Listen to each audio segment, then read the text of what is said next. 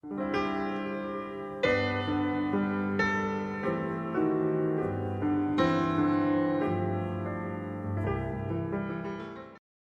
시간 봉독을 하겠습니다.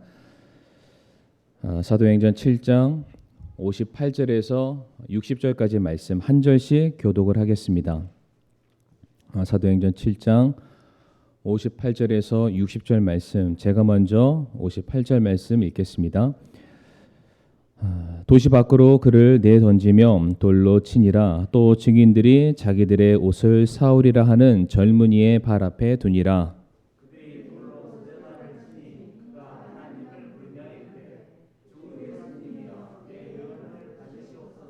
같이 읽겠습니다. 무릎을 꿇고 큰 소리로 부르짖어 이르되 주여 이 죄를 저들의 책임으로 돌리지 마옵소서 하더라. 이 말을 하고 그가 잠드니라. 아멘. 말씀이 함께 기도하겠습니다. 고맙고 사랑 많으신 아버지 하나님, 참 저희도 이 시간 복된 예배의 자리로 불러주심을 하나님 감사를 드리옵니다. 이 시간 저희들 다른 무엇보다 하나님의 말씀만 우리가 귀를 기울여 듣게 하여 주옵시고, 우리가 그 말씀을 우리들의 마음속 깊은 곳에 새겨서 말씀이 우리에게 보여주시는 대로 말씀의 기준을 따라서 그 빛 안에서 우리가 걸어가며 순종할 수 있도록 도와주시옵소서. 예배의 시종일관은 온전히 주님의 손에 맡겨드리옵니다. 특별히 이 시간 연로하시고 질병과 또 연약한 가운데 계시는 우리 사랑하는 성도님들 아버지께서 또 치유하여 주셔서 우리가 함께 예배드릴 수 있는 은혜와 축복 있게 하여 주시옵소서. 예수님의 이름으로 기도를 드리옵니다. 아멘. 자리에 앉으시겠습니다.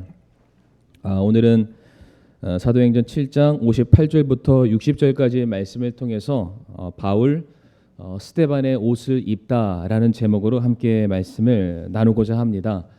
오늘 설교는 굉장히 이제 간단합니다. 그러니까 이제 원 포인트 레슨이라고 한 가지 주제만을 우리 성도님들에게 전달해 드리기를 원합니다.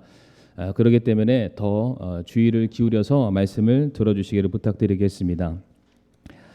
우리 지난 시간 이제 우리가 스데반 집사의 순교에 관련된 내용들을 우리가 살펴봤습니다. 이미 이제 몇 주 계속해서 스데반 집사의 사역에 대해서 우리가 말씀을 나눴고, 그리고 스데반 집사의 순교에 대해서도 우리가 지난 시간 구체적으로 살펴보게 되었는데, 제가 지난 시간 이제 스데반 집사의 순교의 그 장면들, 그 과정을 하나씩 끊어드리면서 무엇을 말씀드렸냐면은, 스데반 집사의 그 마지막 모습이 예수님께서 십자가에 못 박혀 돌아가시는 장면과 너무나도 일치한다. 이제 영어로는 이걸 오버랩이라고 하는데, 두 분을 겹쳐놨을 때 무엇 하나 빠지는 것 없이 정확하게 일치했다라고 말씀을 드렸습니다.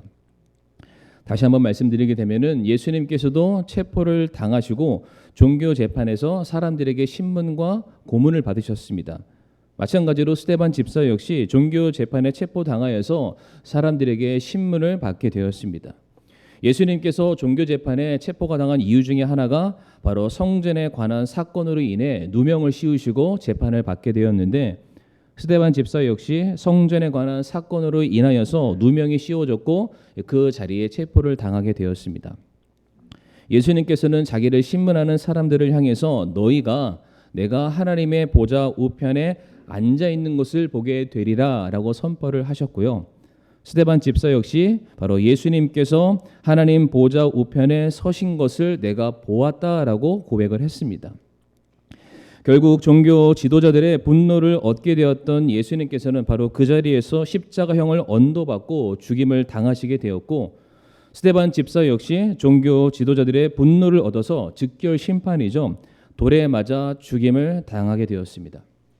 이와 같이 그 마지막 순간 예수님께서는 자기를 침뱉고 자기에게 손가락질하고 자기를 죽이는 그 수많은 무리들을 바라보시면서 아버지 저들의 죄를 용서하여 주시옵소서라고 예수님께서는 외치셨고요. 오늘 본문 60절 말씀 보게 되면 스데반 집사 역시 주여 이 죄를 저들의 책임으로 돌리지 마옵소서라고 외치고 그가 숨을 거두게 됩니다. 한치의 오차가 없습니다. 100% 정확하게 스데반 집사는 예수님의 모습을 본받고 따랐습니다. 저는 이 부분에 대해서 오늘 한번 묵상을 한번 해보게 됐습니다. 어떻게 스데반 집사는 이토록 정확하게 예수님의 그 발자취를 따라서 예수님이 하셨던 말씀, 예수님이 걸으셨던 그 발걸음들, 그리고 예수님의 모습과 이토록 일치할 수가 있었을까? 이거는 단순히 누가 그에게 무엇인가 이야기를 건네주거나 그를 통해서 배울 수 있는 그 정도의 차원이 아니다. 이거는 분명하게 스데반 집사가 예수님의 최후의 모습에 대해서 그가 목격했던 분명한 증인이 아니고서는 이렇게 할 수 없다는 결론을 내리게 되었습니다. 제가 왜 이런 말씀을 드리냐면은 동일하게 사도행전 4장 20절의 말씀 보게 되면은 베드로와 요한이 종교 재판에 이제 붙잡혀서 끌려가게 됩니다. 사람들이 그때 그 두 사도를 향해서 이렇게 말을 하죠. 너희는 더 이상 수많은 사람들, 군중들과 무리들에게 예수에 대한 가르침과 예수에 대한 내용을 절대로 전하지 말아라. 너희가 또 한 번 그렇게 하면은 내가 너희를 반드시 심판하고 죽게 하리라 라는 위협을 하게 됩니다. 그런데 그때 베드로가 그 두 사도를 대표해서 사도행전 4장 20절 말씀을 보게 되면 뭐라고 고백하냐면, 화면에 나오죠. 우리는 우리가 보고 들은 것들을 말할 수밖에 없노라 라고 말합니다. 왜 베드로와 요한이 자기를 죽이겠다고 혈안이 되어 있는 사람들 앞에서 이토록 담대하게 말을 했던 것인가? 이렇게 얘기합니다. 나는 봤다는 겁니다. 나는 들었다는 겁니다. 나는 이 상황에 대해서 분명히 목격한 증인으로서 나는 그저 본 것을 말하는 것뿐입니다 라고 고백을 하고 있습니다. 요즘 말로는 팩트 체크이죠. 내가 뭐 다른 말 하는 거 아니다. 거짓말 하는 것도 아니고 꾸미고 부풀리는 것도 아니고 나는 본 것을 그대로 전하는 것뿐이다. 성도님들, 베드로와 요한은 사도입니다. 그렇죠? 사도는 어떠한 사람이 되냐면 사도행전 1장 22절 말씀 보게 되면 이제 가룟 유다가 죽고 난 이후 그 한 명 한 자리 비어 있던 공석을 채우기 위해서 결국에는 마띠아라는 사도가 뽑힘을 당하게 되는데 바로 그때 사도를 뽑는 선출 기준을 이렇게 말하고 있습니다. 사도행전 1장 22절 말씀 보게 되면 우리와 함께 다니던 이 사람들 중에서 반드시 하나를 임명하여 우리와 함께 그분의 부활을 증언할 증인이 되게 하여야 하리라 라고 되어 있습니다. 누가 사도가 된다고요? 두 가지 기준이 나오죠. 우리와 함께 다니던 사람 중에 뽑혀야 된다. 그러니까 이게 단순히 그냥 어울려 다녔다, 친구처럼 다녔다 이런 것을 의미하는 것이 아니라요. 예수님께서 공생의 사역 3년 반 동안 제자들을 이끌고서 무엇인가를 가르치셨죠. 무엇인가를 보여주셨고요. 이적을 행하셨고 하느님의 왕국에 대해서, 천국에 대해서, 지옥에 대해서, 복음에 대해서, 부활에 대해서 계속해서 가르치시고 그들에게 경험케 해주셨습니다. 바로 이 사실에 대해서 본 자들, 이것에 대해서 눈으로 확인한 자들, 증인으로서 조금도 부족함이 없는 사람만이 사도가 될 수 있는 첫 번째 기준이다라고 말을 하고 있고요. 두 번째로 부활의 증인이 되어야 된다. 다시 말해 예수님께서 십자가 위에서 고난을 당하시고 죽임을 맞이하시고 무덤에 3일 동안 묻히셨다가 다시 부활하신 이 모든 사건들에 대해서 본 사람만이 증인이 될 수 있다는 것입니다. 바로 사도가 될 수 있다는 것입니다. 그러니까 누가 말한 것, 책에서 본 것이 아니라 내가 직접 본 이 일에 대해서 이제 그것에 대한 분명한 확신과 믿음을 가지고 땅끝까지 나아가 너희가 동일하게 제자를 삼아서 나를 위한 놀라운 영광을, 하나님의 나라를 선포하는 일에 너희가 쓰임 받아야 된다. 바로 사도의 조건과 자격이 바로 여기에 다 들어있다는 것입니다. 그러니까 오늘 본문에 스데반 역시 똑같이 그가 예수님의 마지막 순간에 대해서 말할 수 있었던 것, 예수님께서 걸으셨던 그 마지막 모습을 동일하게 그가 걸을 수 있었던 것은 스데반 역시 사도들 못지않은 예수님의 증인으로서 충분한 자격을 그가 가지고 있다. 이렇게 말해도 틀리지 않다는 것입니다. 그리고 특별히 그 초대교회 집사가 선출되었을 때의 그 기준이 무엇이었었나요? 정직하다는 평판이었습니다. 복음을 전하는 삶을 이미 살고 있었죠. 그가 있는 그 자리에서 그가 믿고 확신하는 나를 변화시키고 나를 새롭게 만드신 예수 그리스도께서 지금도 살아계시고 우리 가운데 역사하고 계시며 장차 그분의 왕국을 이 땅에 이끌고 오실 우리의 주님이시다라는 이 사실을 이미 스데반 집사는 수많은 사람들에게 선포하고 있었다는 것입니다. 결과적으로 스데반 집사는 예수님의 마지막 순간, 예수님의 죽으심, 예수님의 부활에 대한 명백한 증인이자 목격자였다. 그런데 제가 왜 지금 증인과 목격자, 사도 이런 것들을 계속해서 말씀드리는 이유가 무엇이냐면 예수님의 죽으심에 대한 분명한 증인이 스데반이었다면 오늘 본문에 스데반의 죽음, 스데반의 이 순교의 현장 가운데 또 한 명의 증인이 등장했음을 오늘 본문이 우리에게 가르쳐주고 있습니다. 오늘 본문 58절 말씀을 다시 한번 보게 되면은 또 증인들이 자기들의 옷을 사울이라 하는 젊은이의 발 앞에 두니라라고 되어 있습니다. 스데반 집사가 신성 모독하는 말을 이제 사람들이 듣게 되자 분노하였습니다. 이를 갈고 또한 스데반이 내가 부활하신 주님을 봤다는 이야기를 하자마자 사람들이 눈이 확 뒤집혀져서 이거는 도저히 우리가 견디고 참을 수 없는 문제다. 바로 이 자리에서 돌로 쳐 죽이자라는 결정을 사람들이 내리게 되죠. 그래서 사람들이 돌로 이제 스데반을 쳐 죽이려고 하는데 이때 당시 사람들이 입었던 옷을 성도님들 아마 아실 텐데요. 지금처럼 저희가 입고 있는 이 좋고 멋있고 편안한 이런 옷이 아닙니다. 거의 그 두루마리 거적대기 같은 거죠. 그냥 팔 하나 들어갈 구멍, 목 하나 넣을 수 있는 그런 구멍 정도 있는 이런 거적대기 같은 거를 몸에 두르고 있는 게 성경 시대 당시의 옷입니다. 그러니까 원피스를 입으면 무엇인가 활동하고 뛰어다니기 어려우시잖아요. 마찬가지로 이 사람들이 스데반을 얼마나 죽이고 싶었던지 그들이 입고 있던 옷이 방해가 될까 봐 그 옷을 벗습니다. 벗고 어디다 두었다고요? 사울이라 불리는 청년의 발 앞에 두었다라고 말하고 있습니다. 성경에서 옷은요 단순히 의복이라는 개념을 뛰어넘어서 그 사람의 신분과 정체성을 상징하는 의미들을 가지고 있습니다. 사실 지금 오늘 본문에서만 스데반 집사가 돌에 맞아 죽는 사건이 기록된 것이 아니라 그 신약성경 사복음서를 살펴보게 되면은 한 간음한 여인을 사람들이 돌로 쳐 죽이려는 장면이 성경에 기록되어 있습니다.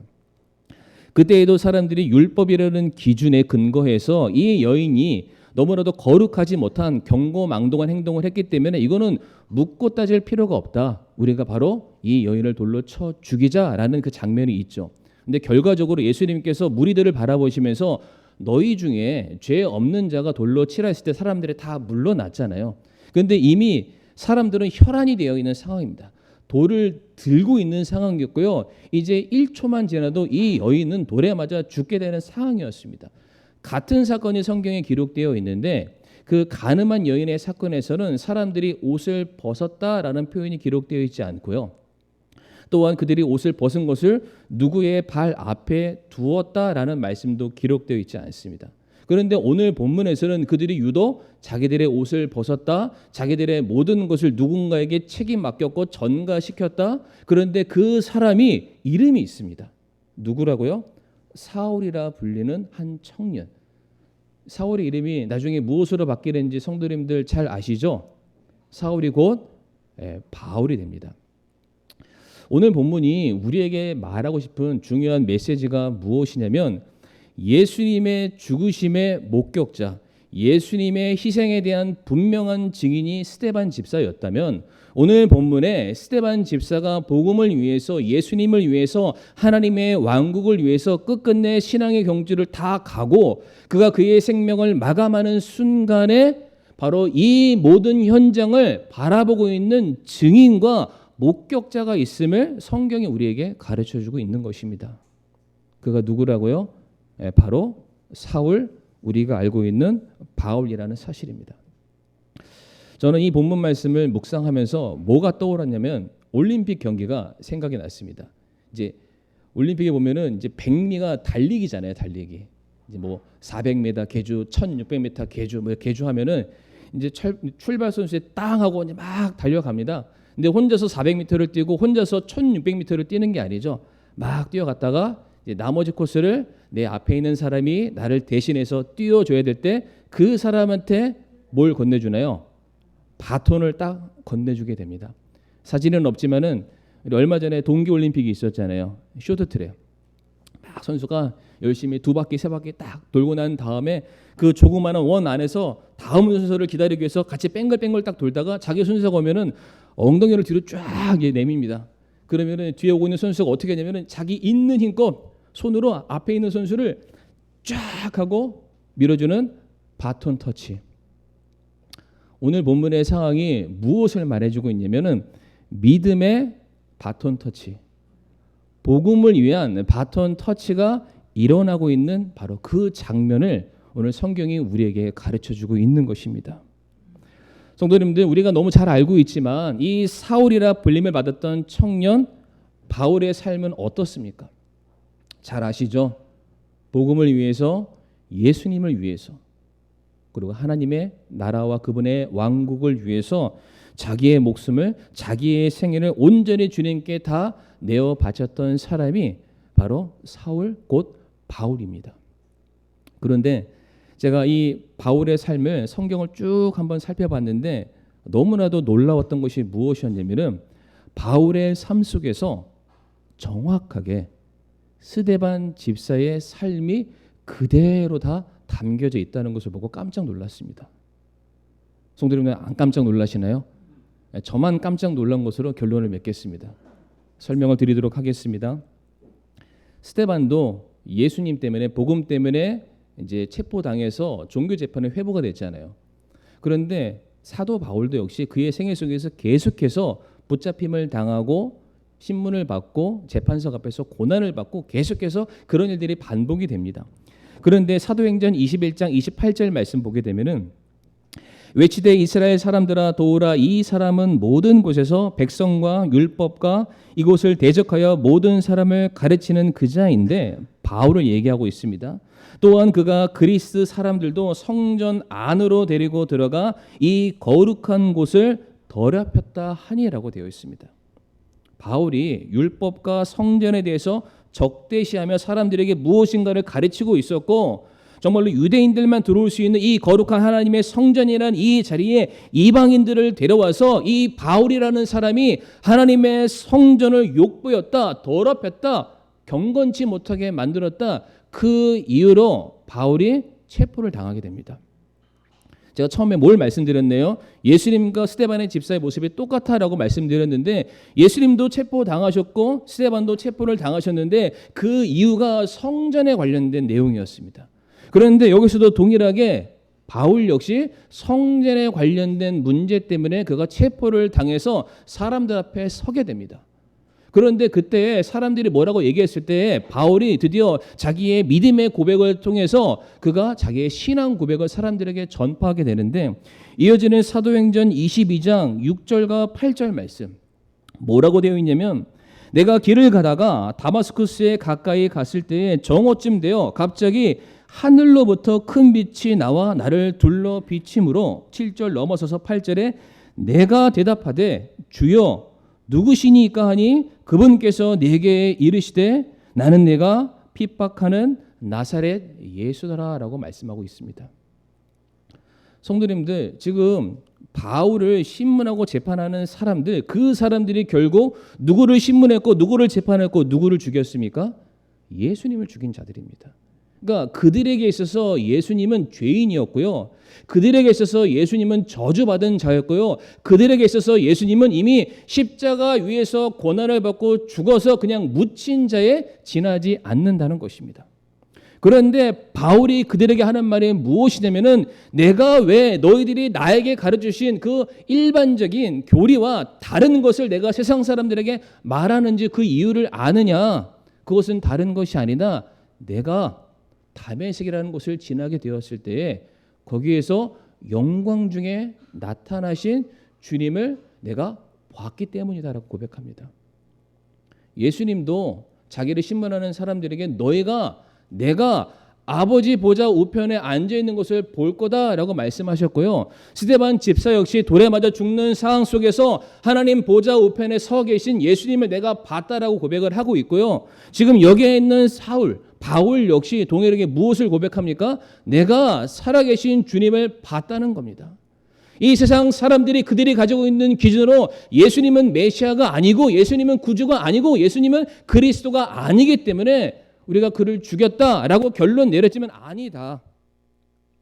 예수님은 지금도 살아계시고 예수님은 지금도 우리의 왕으로서 그 사역과 그 역할을 온전히 감당하고 계시다라는 신앙 고백을 남겼던 것입니다. 그랬을 때 결국 바울이 그의 사역 가운데에 계속되는 고문을 당하죠. 매질을 당하죠. 이보다 더할 수 없는 정말로 힘겨운 신앙의 그런 발걸음들을 경주를 나아가게 됩니다. 그런데 성도님들, 바울이 무엇이라고 고백한 줄 아십니까? 사도행전 20장 24절 말씀 보게 되면은 우리가 이 말씀 다 같이 함께 읽기를 원하는데요. 사도행전 20장 24절 말씀 같이 읽겠습니다. 시작. 또한 내가 나의 생명도 내게 귀한 것으로 여기지 아니하노니 이것은 내가 나의 달려갈 길과 주 예수님께 받은 사역 곧 하나님의 은혜의 복음을 증언하는 일을 기쁨으로 끝마치고자 함이라. 아멘. 바울이 말하기를 예수님을 증거하고 십자가의 복음을 증거하는 일을 위해서 내가 맞이해야 될 고난이 있다면, 내가 맞이해야 될 그런 고통이 있다면, 혹여나 내 생명이 빼앗김을 당하는 그와 같은 순간이 있다 손칠지라도 나는 그것을 기쁨으로 받아들이겠다. 마치 스데반 집사가 자기를 향해 돌을 던지는 저 사람들을 바라보면서 굳굳이 그 돌을 다 맞아가면서 아버지여 저들의 죄를 저들에게 묻지 말아 주시옵소서, 결코 흔들리지 아니하고 바로 그 자리에서 순교하며 그의 생애를 마쳤던 것처럼 바울 역시 끝끝내 자기를 향해 달려오는 그런 핍박과 고난의 손길들을 그가 그냥 다 겸허히 받아들이겠다. 그것을 기쁨으로 여기겠다. 성도님들, 스데반이 마지막으로 죽는 바로 그 순간에 그의 얼굴이 천사와 같다라고 되어 있잖아요. 고난을 뛰어넘는 영광을 받던 것입니다. 핍박을 뛰어넘는 그리스도로 말미암은 위로를 받기 때문에 스데반이 그의 얼굴이 천사의 얼굴처럼 바뀌었던 것처럼 바울 역시 내가 주를 위해서 내 생애가 쓰임을 받을 수만 있다면 그까지 핍박, 그까지 고난 내게 아무것도 아니다. 오직 주를 위해 사는 것이 내 삶의 가장 큰 기쁨이 된다라고 고백을 했다는 사실입니다. 성도님들, 사실 사도 바울은 자기를 향해서 이토록 계속되는 핍박과 체포와 이러한 고난 속에서 나는 로마 시민권자다라는 이 한마디만 하면은 그 모든 어려운 순간들이 전부 다 거기서 자유로울 수 있는 그런 사람이었습니다. 그럼에도 불구하고 바울은 세상에 주는 특권과 권세를 다 내어버리고 오직 주를 위해 자기의 삶을 기꺼이 드리는 삶을 선택했다는 것입니다. 바울이 이처럼 예수님을 위해서 자기의 목숨을 바치고 예수님으로 말미암은 고난과 수치와 모욕 당하기를 능히 감수했으며 예수 그리스도만을 붙들기 위해서 어떻게 자신의 모든 것을 다 내어 바치는 사람이 될 수 있었는가? 저는 그것이 바로 이 바울이 스데반 집사의 마지막 순간을 봤기 때문이다 라고 말씀을 드리고 싶습니다. 성도님들, 스데반 집사가 마지막 순간에 뭘 봤나요? 하나님 보좌 우편에 일어서신 주님을 봤다라고 말씀드렸잖아요. 그런데 왜 주님께서 보좌 우편에 서셨죠? 스데반을 격려하기 위해서. 막 박수 쳐주는 거죠. 잘하고 있다 스데반아, 조금만 더 힘을 내라, 조금만 더 힘을 내라. 제가 그래서 그 말씀드렸잖아요. 그 권투 선수가 링 안에서 막 권투하고 있을 때 그 바깥 세컨 밖에서 그 코치가 똑같이 권투하잖아요. 레프트, 라이트, 잽, 좀만 더 힘을 내, 정신 차려, 얼마 안 남았어, 몇 분 안 남았어, 이렇게 계속 격려하고 응원하잖아요. 스데반 집사가 그걸 봤다고 말씀드렸잖아요. 그리고 자기에게 주어진 신앙의 경주를 이제 거의 다 달려가고 있을 때 이제 마지막 피니시 라인, 그 흰색 띠가 있는 그 피니시 라인을 딱 다가왔을 때 그 넘어서 자기에게 메달을 주기 위해서, 면류관을 주기 위해서, 상급을 주시기 위해서 서 있는 주님을 봤다. 스테파노스 면류관이라고 말씀드렸잖아요. 그러니까 스테반은 그것을 봤기 때문에 고난과 핍박의 그 순간 속에서도 자기를 향해 돌을 던지는 사람을 본 것이 아니라 저 하늘을 바라보고 나를 위로하고 나를 격려하고 누구보다 나를 품어주시기 위해서 사랑의 눈길로 쳐다보는 주님을 바라보게 되었을 때에 그의 얼굴이 천사처럼 바뀔 수밖에 없었다. 그런데 바로 그 장면을 누가 보고 있었다고요?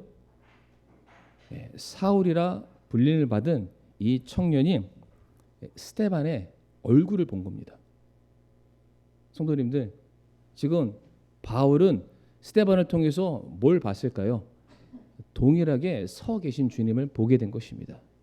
제가 왜 이렇게 말씀을 드리냐면 디모데후서 4장 17절과 18절 말씀, 사도 바울이 그의 생애의 마지막으로 남긴 서신인데 죽기 1년 전에 쓴 말씀이 되겠습니다. 그때 사도 바울이 자기의 신앙 고백을 어떻게 남기고 있냐면 17절 말씀에 그럼에도 불구하고 주께서 나와 함께 뭐라고 되어 있죠?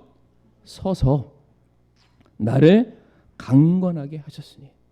주님께서 바울의 마지막 순간에도 스데반을 위해서 일어서셨던 것처럼 동일하게 주님께서 그 자리에 서서 바울을 강건하도록 격려하고 응원하고 박수치고 힘을 주셨던 동일한 역사가 바울의 삶 속에서 있었다라고 고백을 하고 있습니다. 그리고 18절 말씀에 주께서 나를 모든 악한 일에서 건져내시고 또 자신의 하늘 왕국에 이르기까지 보존하시리니. 이 땅에서 내게 주어진 모든 사역들을 다 감당하게 되었을 때에 하나님께서 자기 사랑하는 종, 일꾼들을 천국으로 데려가서 뭘 하십니까?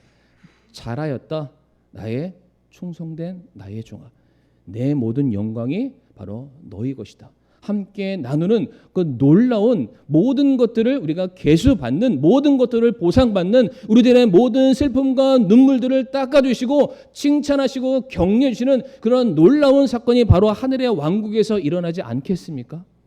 바로 그 순간에 이르기까지 나를 지키시고 그 자리로 인도하시는 주님을 바울이 봤다라고 고백을 하고 있습니다.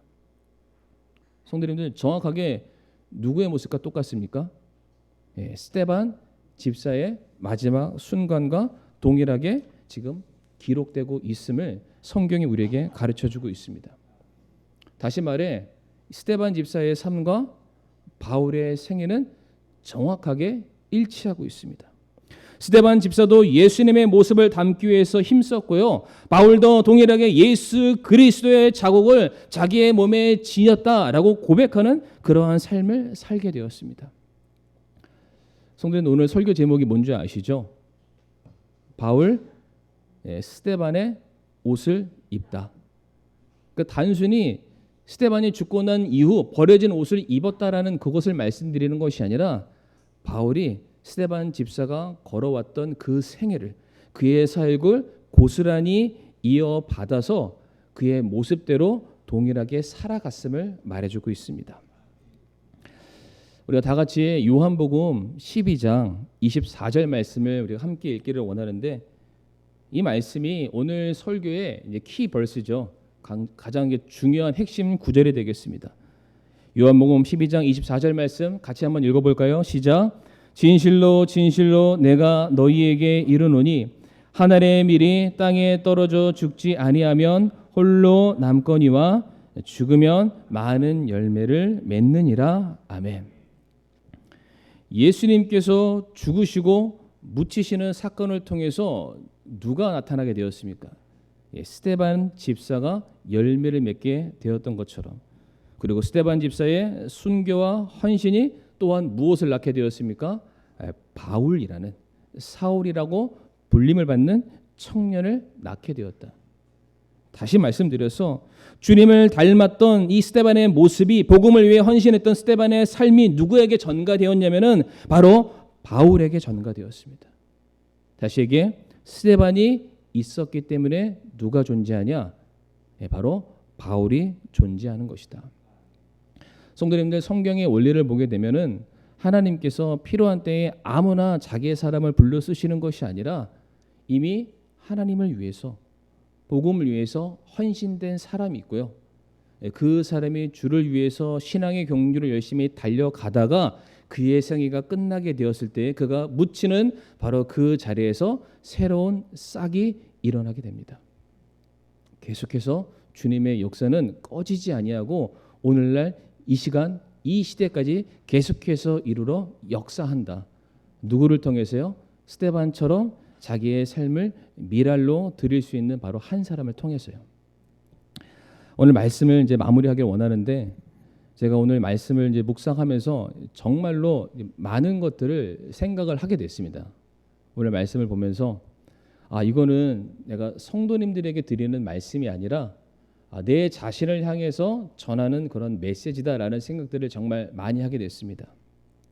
무슨 말이냐면 정말로 우리 교회가 주님을 사랑하는 교회, 우리 교회가 영혼을 사랑하는 교회, 정말로 우리 교회에서 주님의 종과 일꾼과 선교사들이 계속해서 양성되고 교회에게 맡겨진 그 온전한 사역이 계속해서 이루어지기 위해서, 그러한 일들이 계속해서 이루어지기를 간절히 바란다면 어떻게 됩니까?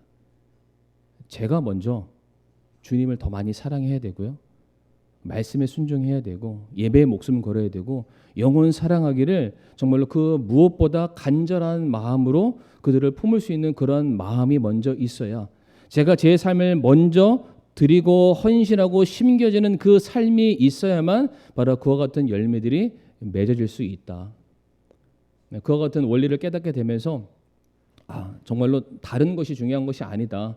우리 교회의 부흥과 우리 교회의 성장과 우리 교회가 정말로 주님께 귀하게 쓰임받기 위해서는 다른 것이 중요한 것이 아니라 내 자신이 먼저 주님께 드려져야 되는구나. 그런 것들을 제가 묵상하게 되었습니다. 그 성도님들 기억나실 때마다 또 저를 위해서 많이 기도해 주시길 바랍니다. 저희들의 말씀 사역을 위해서, 기도를 위해서, 영혼 구령들을 위해서, 앞으로 장차 교회의 성장을 위해서 성도님들 기도해 주시기를 부탁을 드리겠습니다. 그런데 마찬가지입니다. 마찬가지. 무슨 말씀 드리냐면 우리 성도님들도 기대하시는 바가 있습니다. 우리 교회가 정말로 부흥하고 성장하는 교회가 되었으면 좋겠다. 우리 교회가 영혼 사랑하는 데 있어서 누구보다 앞장서는 교회가 되었으면 좋겠다. 선교를 감당하는 그 일에도 누구보다 앞장서는 교회가 됐으면 좋겠고, 우리 교회 안에 사랑의 교제가 더욱더 넘쳐나는 교회가 됐으면 좋겠고, 드림에 있어서도 부족함이 없는 교회가 됐으면 좋겠다. 그러한 기대와 소망이 다들 있으시죠? 그렇다면은 그 일을 위해서 어떻게 됩니까? 내가 먼저 그렇게 그 일에 들여질 수 있어야 된다는 것입니다. 그렇게 하지 않고서는 결단코 교회의 부흥과 성장은 가능한 일이 될 수가 없습니다. 이게 우리들의 삶에, 우리들의 가정에도 성도님들 동일하게 적용되는 부분입니다. 우리 성도님들 자녀들이 거룩하고 경건하고 주님만을 사랑하는 자녀들로 세워지기를 원하시죠? 우리 자녀들이 예배에 목숨 거는 그 모습들을 보길 원하시고, 그들의 삶의 어려움과 문제를 가지고 있을 때에 세상으로 달려가는 것이 아니라 기도하고 무릎으로 하나님께 메어 달리는 그 모습이 자녀들의 세대 가운데 동일하게 있기를 원하시죠. 그러려면은 먼저 부모된 성도님들이 예배를 사모하셔야 되고요, 예배에 목숨 거셔야 되고, 말씀 붙들고 씨름하는 모습을 먼저 보여주셔야 되고, 먼저 부모님들이 기도로 하나님께 부모님들의 삶을 내어 맡기는 모습을 보여주셔야만 성도님들의 그 헌신과 섬김이 하나의 미랄이 되어서 동일한 열매가 맺어지게 된다는 것입니다. 성도님들, 예수님의 순교와 예수님의 섬김이 한 알의 미랄이 되었을 때에 스데반이라는 집사가 나오게 되었고요, 그리고 동일하게 스데반 집사가 온전히 자기의 모든 생애를 주를 위해서 드리고 헌신하고 땅에 묻히는 바로 그와 같은 하늘의 씨가 되었을 때에 사도 바울이 나오게 되었습니다. 우리의 교회가 계속해서 부흥하고 성장하기 위해서, 이 교회 내에서 영혼들이 계속해서 더해지는 그 일들을 바라보기를 원하신다면, 우리의 가정이 말씀 가운데 바로 서기를 간절히 원하신다면, 성도님들 그러한 많은 필요들을 내게 주세요, 이렇게 환경들이 바뀌었으면 좋겠어요, 이런 것들을 우리가 구할 때가 아니라, 하나님 제가 그 씨앗이 되기를 원합니다. 제가 그렇게 먼저 심겨지기를 원합니다. 제가 먼저 제 삶의 모본을 보이기를 원합니다. 그래서 우리의 가정이 계속해서 이 신앙이 이어지고 대를 이어가서 주님께서 정말로 귀하게 여기시는 교회가 되길 원하고, 주님께서 축복하시는 믿음의 가정이 되기를 원합니다 라는 고백을 할 수 있는 저와 성도님들이 되기를 간절히 바랍니다. 이 시간 함께 머리 숙여 기도하겠습니다.